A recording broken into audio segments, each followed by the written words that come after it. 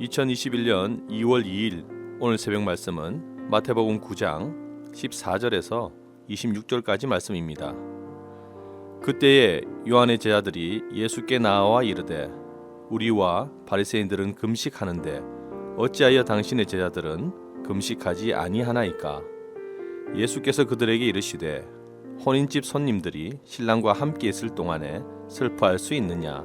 그러나 신랑을 빼앗길 날이 이르리니 그때에는 금식할 것이니라.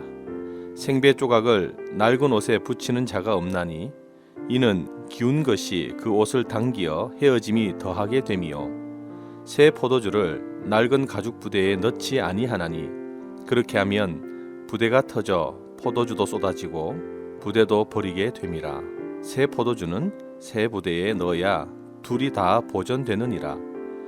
예수께서 이 말씀을 하실 때에 한 관리가 와서 절하며 이르되 내 딸이 방금 죽었사오나 오셔서 그 몸에 손을 얹어 주소서 그러면 살겠나이다 하니 예수께서 일어나 따라가심에 제자들도 가더니 12해 동안이나 혈루증으로 앓는 여자가 예수의 뒤로 와서 그 겉옷가를 만지니 이는 제 마음에 그 겉옷만 만져도 구원을 받겠다 함이라.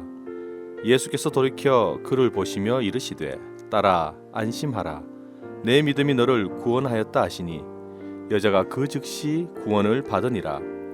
예수께서 그 관리의 집에 가사 피리 부는 자들과 떠드는 무리를 보시고 이르시되 물러가라 이 소녀가 죽은 것이 아니라 잔다 하시니 그들이 비웃더라. 무리를 내보낸 후에 예수께서 들어가사 소녀의 손을 잡으심에 일어나는지라 그 소문이 그 온 땅에 퍼지더라. 요즘 들어서 생각나는 것이 신앙의 자유라는 말입니다. 신앙의 자유라는 개념을 어학사전에서 찾아보면 법률이 허용하는 범위 안에서 제한이나 간섭을 받지 아니하고 종교를 믿을 수 있는 자유라고 설명하고 있습니다. 그렇다면 지금 우리의 모습은 어떠합니까? 예전에는 예수를 더 잘 믿기 위해 고난받고 어려움을 감내했습니다. 바로 신앙의 자유를 위해서 삶의 모습을 정했다는 것입니다. 그런데 지금 와서 신앙의 자유는 단지 우리가 편해지기 위함이라는 느낌을 받습니다. 많은 것이 편해졌습니다. 신앙을 가질 수 있다는 것이 참 자유로워졌습니다. 그래서 내 것을 포기하기보다 더 가지려고 힘쓰게 된 것입니다. 이전에는 신앙의 성숙을 위해 때로는 버리고 비우고 포기할 줄 알았는데 이제는 조금도 포기하지 않으려는 우리의 모습을 보게 됩니다. 단순히 옛 습관을 버리는 문제를 우리는 넘어서야 합니다. 우리의 신앙의 옛 습관과 현 상황에 대한 새로운 신앙의 자세가 우리에게 필요한 시대를 살아가는 것입니다. 무엇을 포기하고 무엇을 선택하며 그래서 어떠한 신앙의 모습을 만들어 가야 하는지 고민하는 성도 되시기를 축복합니다. 먼저 버려야 할 것이 있습니다. 17절의 말씀입니다. 새 포도주를 낡은 가죽 부대에 넣지 아니하나니 그렇게 하면 부대가 터져 포도주도 쏟아지고 부대도 버리게 됨이라. 새 포도주는 새 부대에 넣어야 둘이 다 보존되느니라. 오늘 본문 처음 부분에는 금식에 대한 바리새인들의 논쟁에 대한 내용이 기록되어 있습니다. 당시 바리새인들을 비롯한 요한의 제자들까지 정기적으로 금식을 하는 문화가 있었습니다.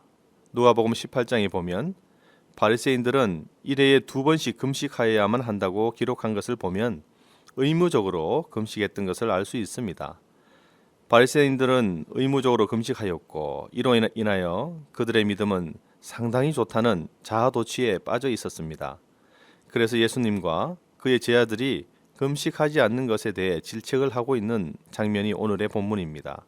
믿음이 있다면 자신들과 같이 금식할 것인데 그렇지 않는 것을 보며 믿음 없다라고 생각하는 것입니다. 그들의 질문에 잘 나타나고 있습니다. 어찌하여 당신의 제자들은 금식하지 아니하나이까?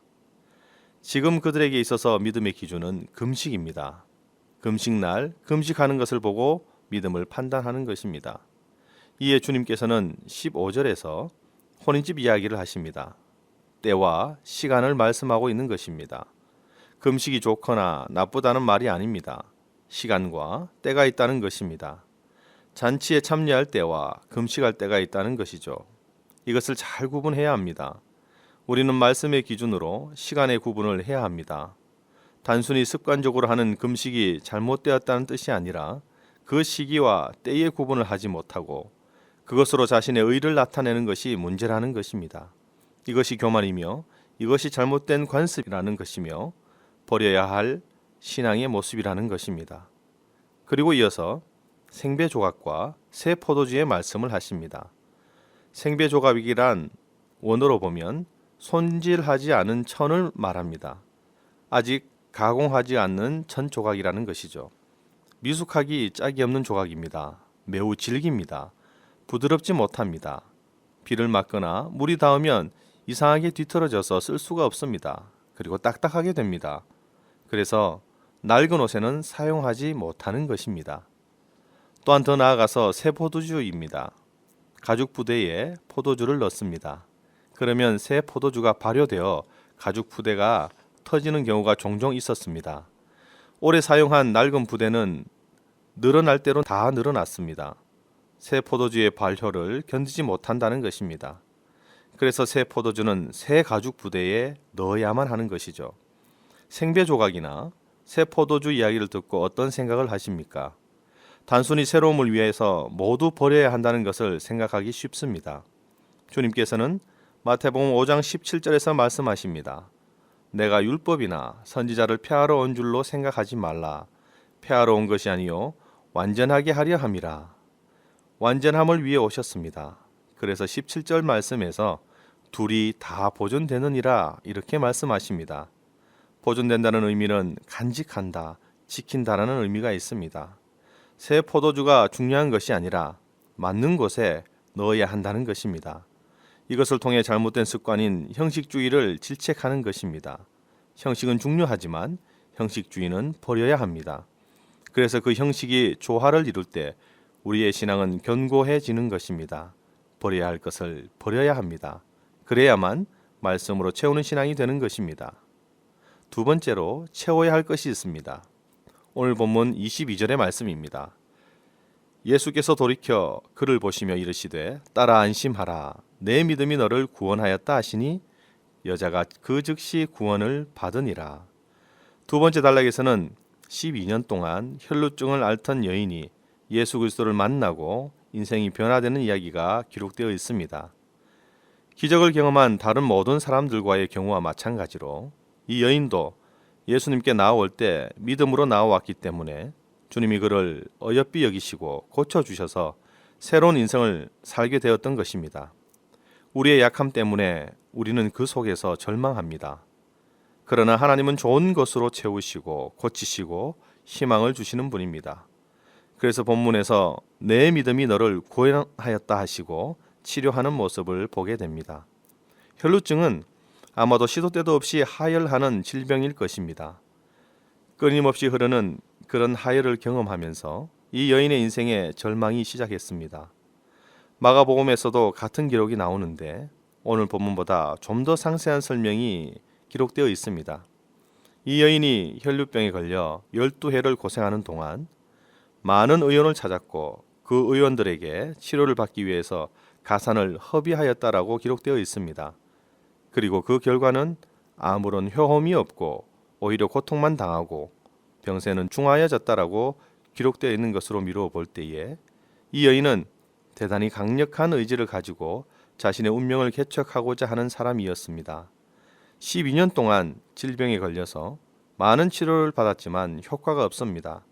어느 정도 포기할 만한데 이 여인은 끊임없이 이 의원에서 저 의원으로 찾아다니며 그런 동안 가산을 모두 허비하게 되었고 병세는 더 중하게 되었다는 것입니다. 마가복음에 의하면 이 여인은 예수에 관한 소문을 들었습니다. 또한 말씀을 보면 예수에 대한 소문을 듣고 믿음으로 나왔음을 알 수 있습니다. 소문이라고 해봐야 예수님의 행적과 인품에 대한 조각난 지식들 한두 개뿐입니다. 그런 소문이 꼬리를 무는 종류의 이야기였을 것입니다. 그러나 그 속에는 절망 속에 있는 여인이 붙들 만한 복음의 요소가 있었습니다. 이것이 복음의 힘입니다. 복음은 듣는 자를 변화시킵니다. 물론 모두가 복음을 받아들이지는 않습니다. 하지만 이 여인은 복음을 받아들였습니다. 이 여인의 고백을 보시기 바랍니다.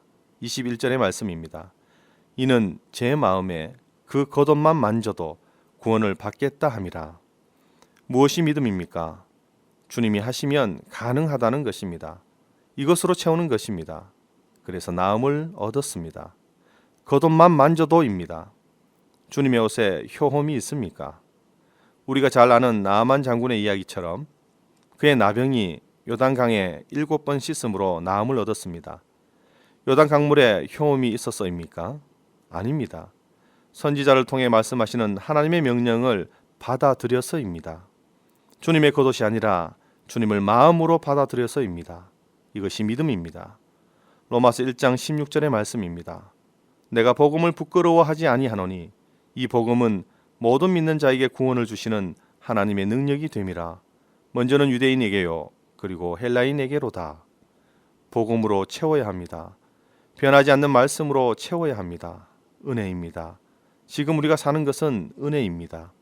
이제 우리는 영적인 선택을 해야 합니다. 버려야 할 것은 무엇입니까?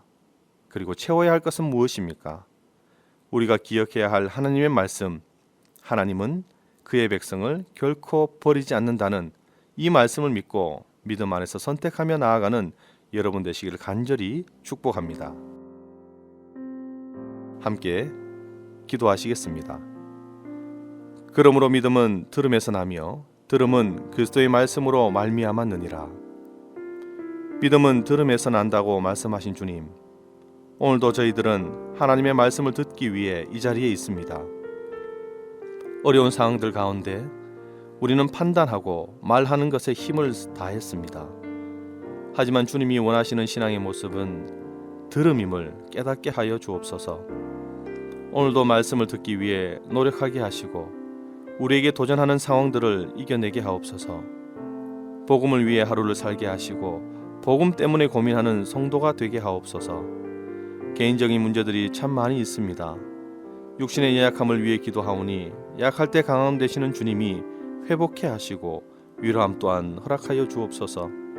연동재단을 위해 기도하오니 성령의 뜨거움이 살아있는 교회가 되게 하시고 위임 목사님의 신원을 강건하게 하사 성령으로 충만케 하옵소서.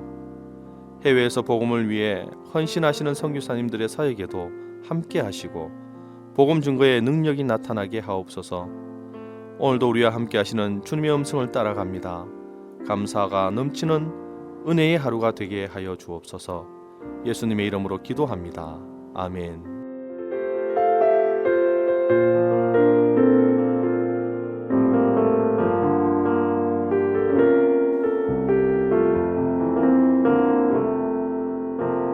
나 주님의 기쁨 되기 원하네.